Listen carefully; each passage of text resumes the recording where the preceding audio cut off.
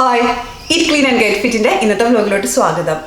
ഇന്നത്തെ വീഡിയോയിൽ നമ്മൾ ഡിസ്കസ് ചെയ്യാൻ പോകുന്നത് കുട്ടികളിലുള്ള അമിതവണ്ണത്തെ പറ്റിയാണ്. നിങ്ങൾക്കൊരു കാര്യം അറിയാമോ? ഇന്ത്യയാണ് ചൈൽഡ് ഒബീസിറ്റിയുടെ കാര്യത്തിൽ ലോകത്ത് 2ാം സ്ഥാനത്ത് നിൽക്കുന്നത്. ഫസ്റ്റ് പൊസിഷൻ ചൈനയ്ക്കും. ഈവൻ നമ്മുടെ യൂട്യൂബ് ചാനലിലാണെങ്കിലും നമ്മൾ വെയിറ്റ് ലോസ് ഡയറ്റ് പ്ലാനുകളൊക്കെ ഇടുമ്പോൾ അതിൻ്റെ താഴെ ആളുകൾ വന്ന് കമൻറ്റ് ചെയ്യാറുണ്ട്, ഈ ഡയറ്റ് പ്ലാൻ കുട്ടിക്ക് ഫോളോ ചെയ്യാൻ പറ്റുമോ, അല്ലെങ്കിൽ കുട്ടികൾക്ക് ഫോളോ ചെയ്യാൻ പറ്റുന്ന ഒരു ഡയറ്റ് പ്ലാൻ ഇടാമോ എന്നൊക്കെ. അതെ, നമ്മുടെ നാട്ടിൽ ഈ കുട്ടികളുടെ അമിതവണ്ണം വലിയൊരു പ്രശ്നമായിക്കൊണ്ടിരിക്കുകയാണ്.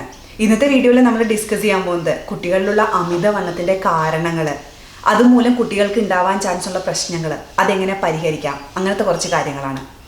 ഒന്നാമത്തത്, കുട്ടികളിലെ അമിതവണ്ണത്തിൻ്റെ കാരണങ്ങൾ എന്ന് പറയാൻ ഒരൊറ്റ കാരണമേ ഉള്ളൂ: നമ്മുടെ മാറി വരുന്ന ജീവിതശൈലി, നമ്മുടെ മോഡേൺ ഫുഡ് ഹാബിറ്റ്സും ഫിസിക്കൽ ആക്ടിവിറ്റീസും ഒന്നും തന്നെയും ഇല്ലാത്തൊരവസ്ഥ. നിങ്ങൾ തന്നെ ഒന്ന് ആലോചിച്ച് നോക്കിയേ, പണ്ട് നമ്മുടെ നാട്ടിലെ വെളിയിൽ നിന്ന് ഹോട്ടലിൽ പോയി ഫുഡ് കഴിച്ചുകൊണ്ടിരുന്നതൊക്കെ വളരെ കുറവായിരുന്നു. ചിലപ്പോൾ മാസത്തിൽ ഒരു തവണയോ അല്ലെങ്കിൽ എന്തെങ്കിലും വിശേഷം വരുമ്പോഴോ അങ്ങനെയൊക്കെ ആയിരുന്നു.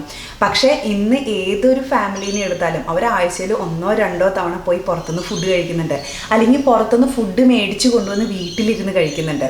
പുറത്തുനിന്ന് ഫുഡ് കഴിക്കുമ്പോൾ നിങ്ങൾക്കറിയാലോ, അതെന്തായാലും വറുത്തതും പൊരിച്ചതും ഒത്തിരി അൺഹെൽത്തി ഓയിലിൽ ഉണ്ടാക്കിയതും അങ്ങനെ യാതൊരുവിധ ഹെൽത്ത് ബെനിഫിറ്റ്സും ഇല്ലാത്ത ഫുഡായിരിക്കും നമ്മൾ ഈ പുറത്തുനിന്ന് മേടിച്ച് കഴിക്കുന്നത്. പിന്നെ ഫിസിക്കൽ ആക്ടിവിറ്റീസ് ഇല്ലാത്തൊരവസ്ഥ.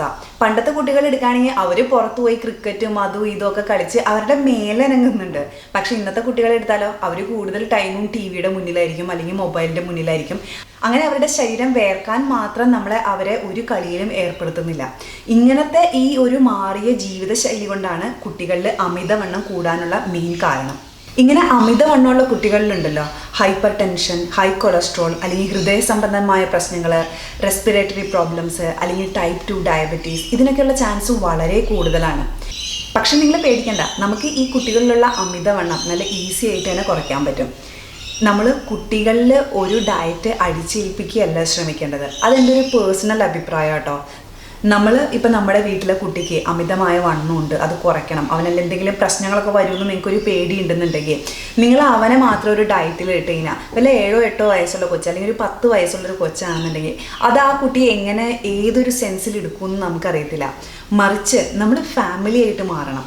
അതായത് ഇപ്പം നിങ്ങളുടെ വീട്ടിൽ നിങ്ങൾ 2-3 തവണ വെളിയിൽ പോയി ഫുഡ് കഴിക്കാറുണ്ട്, അല്ലെങ്കിൽ 2-3 തവണ പുറത്തുനിന്ന് ഫുഡ് മേടിച്ചൊന്ന് വീട്ടിലിരുന്ന് കഴിക്കാറുണ്ടെങ്കിൽ ആ ശീലം ഒന്ന് മാറ്റണം. അത് ഒരു ആഴ്ചയിൽ 1 തവണയാക്കി മാറ്റണം.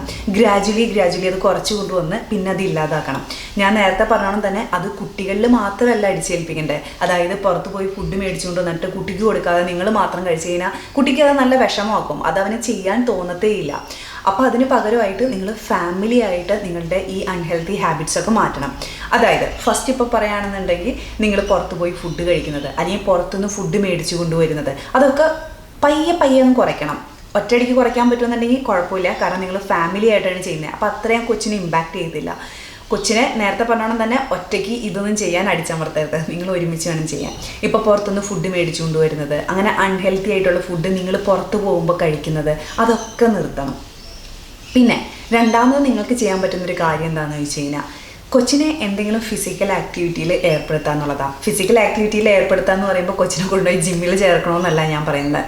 ചിലപ്പോൾ നിങ്ങളുടെ അവിടെ തന്നെ മാർഷ്യൽ ആർട്സ് പഠിപ്പിക്കുന്നതോ അല്ലെങ്കിൽ കുട്ടികളെ സ്വിമ്മിങ് പഠിപ്പിക്കുന്നതോ അങ്ങനെ എന്തെങ്കിലും. ഇതിപ്പോൾ ഒന്നും പഠിപ്പിക്കാൻ പറ്റില്ലെങ്കിലോ കുട്ടികളെ കളിക്കാൻ വിടുക, അവർ കൂട്ടുകാരുടെ ഒപ്പം നന്നായിട്ട് കളിച്ച് വേർത്ത് വരട്ടെ. അങ്ങനെ എന്തെങ്കിലും തരത്തിലുള്ള ഫിസിക്കൽ ആക്ടിവിറ്റിയിൽ കുട്ടികളെ ഏർപ്പെടുത്താൻ നിങ്ങൾ ശ്രമിക്കണം. മൂന്നാമത്തത്, ഞാൻ നേരത്തെ പറഞ്ഞല്ലോ, നിങ്ങൾ ഫാമിലി ആയിട്ടാണ് ചേഞ്ച് ചെയ്യേണ്ടതെന്നുള്ളത്. അപ്പോൾ ഫാമിലി ആയിട്ട് ചേഞ്ച് ചെയ്യുമ്പോൾ ജസ്റ്റ് പുറത്തുനിന്ന് പോയി ഫുഡ് മേടിച്ച് കഴിക്കുന്നത് മാത്രമല്ല നിങ്ങൾ നിർത്തേണ്ടത്.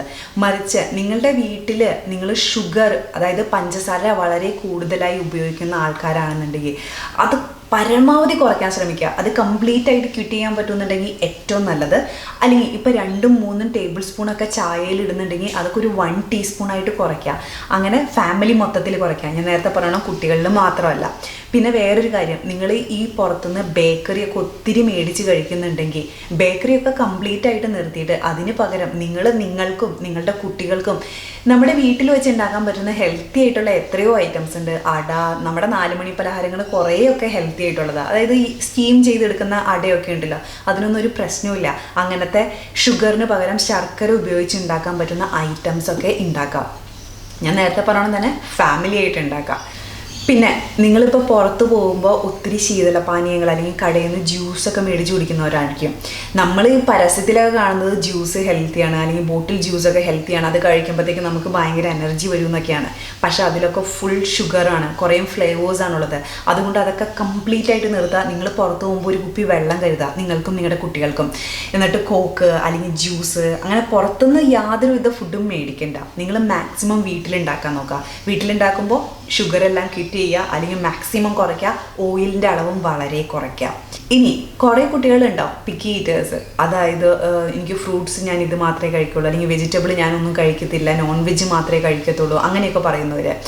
അങ്ങനെയുള്ളവർക്കൊക്കെ ഉണ്ടല്ലോ, നിങ്ങൾക്ക് അവർക്ക് ഇഷ്ടപ്പെടുന്ന രീതിയിലുള്ള വെജിറ്റബിൾസ് അവർക്ക് ഇഷ്ടപ്പെടുന്ന രീതി നിങ്ങളൊന്ന് കണ്ടുപിടിക്കണം. അതിന് ചിലപ്പോൾ 2-3 തവണയൊക്കെ ട്രൈ ചെയ്യേണ്ടി വരും. അങ്ങനെ ഏതെങ്കിലും തരത്തിലൊക്കെ ട്രൈ ചെയ്ത് അവർക്ക് ഇഷ്ടപ്പെടുന്ന രീതിയിലുള്ള ഫ്രൂട്ട്സും വെജിറ്റബിളും ഒക്കെ അവരുടെ ഡെയിലി മീൽസിൽ കുറേ ഇൻക്ലൂഡ് ചെയ്യാൻ ശ്രമിക്കുക. ഞാൻ നേരത്തെ പറഞ്ഞോണം തന്നെ കുട്ടികൾക്ക് മാത്രം വെജിറ്റബിൾസ് കൊടുത്തിട്ട് നിങ്ങൾ ബേക്കറി എടുത്ത് കഴിച്ചേക്കരുത്. നിങ്ങളെല്ലാവരും ഫ്രൂട്ട്സും വെജിറ്റബിൾസും കഴിക്കുക. നിങ്ങൾ ചെയ്യുന്നത് കാണുമ്പോൾ കുട്ടിയും നോർമലി എടുത്ത് കഴിക്കും.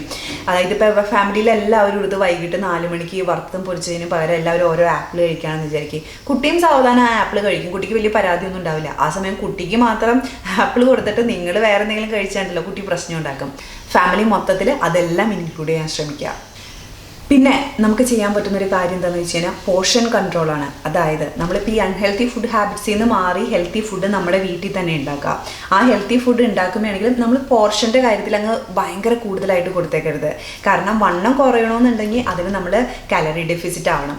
അപ്പോൾ ഈ പോർഷൻ കൺട്രോൾ ചെയ്യുമ്പോൾ കുട്ടികളുടെ അടുത്ത് ഒറ്റയടിക്ക് ചെയ്തേക്കരുത്. നിങ്ങളിപ്പോൾ കുട്ടി ഇപ്പോൾ 2-3 കയ്യിൽ അല്ലെങ്കിൽ വലിയ തവ ചോറൊക്കെ ഉണ്ണുന്നുണ്ടെങ്കിൽ നിങ്ങളത് 2 തവിയാക്കി മാറ്റുക. 3ാമത്തെ തവി കൊടുക്കണ്ട. കുട്ടിക്ക് അതങ്ങനെ പെട്ടെന്ന് മനസ്സിലാവുന്നില്ല. പകരം പാത്രത്തിൽ കൂടുതൽ കുറേ വെജിറ്റബിൾ തോരനോ അല്ലെങ്കിൽ സൈഡിൽ എന്തെങ്കിലും കുട്ടിക്ക് ഇഷ്ടമുള്ള ഏതെങ്കിലും വെജിറ്റബിൾ കറിയോ അധികം ഓയിലൊന്നും ഇല്ലാതെ അങ്ങനെ കൊടുക്കുക.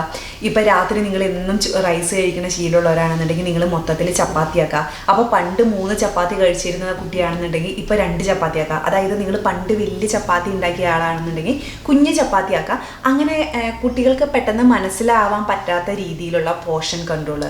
ഇപ്പോൾ റൈസൊക്കെ ഒരു കയ്യിലൊക്കെ മാറ്റി കഴിഞ്ഞാൽ അങ്ങനെ പെട്ടെന്ന് കണ്ടുപിടിക്കാൻ പറ്റില്ല എന്നാണ് എനിക്ക് തോന്നുന്നത്. അപ്പോൾ നേരത്തെ പറഞ്ഞോണം തന്നെ ഒറ്റയടിക്ക് കുട്ടികളിൽ മാറ്റരുത്. ചെറുതനായിട്ട്, അതായത് ഗ്രാജുവലി ആയിട്ട് നിങ്ങളത് കുറച്ച് കൊണ്ടുവരണം. ഇപ്പോൾ പുറത്ത് പോയി കഴിയുന്ന ഹാബിറ്റ്സൊക്കെ നിങ്ങൾ ഗ്രാജുവലി അത് നിർത്തണം. ഒറ്റയടിക്ക് നിർത്തുമ്പോഴാണ് കുട്ടിക്ക് അത് ഭയങ്കര വിഷമമൊക്കെ ആവുന്നത്. ഇപ്പം നിങ്ങൾക്കൊരു ഐഡിയ മനസ്സിലായില്ലേ? നമ്മൾ കുട്ടീനെ ഒരിക്കലും ഒറ്റയ്ക്ക് ഒരു ഡയറ്റ് പ്ലാനിലോട്ട് തള്ളിയിടരുത്. മറിച്ച് നിങ്ങളുടെ ഫാമിലി മൊത്തത്തിൽ മാറണം. അങ്ങനെ ചെയ്യുന്നത് കൊണ്ടുണ്ടല്ലോ ഒരു നഷ്ടവുമില്ല. നിങ്ങളുടെ ഹെൽത്ത് നന്നാവും, നിങ്ങളുടെ കുട്ടികളുടെ ഹെൽത്തും നന്നാവും. നമുക്ക് ഏറ്റവും കൂടുതൽ വേണ്ടത് നമ്മുടെ ഹെൽത്താണ്. നമ്മുടെ ഹെൽത്ത് ഇല്ലെങ്കിൽ നമുക്ക് പിന്നെ ഒന്നുമില്ല.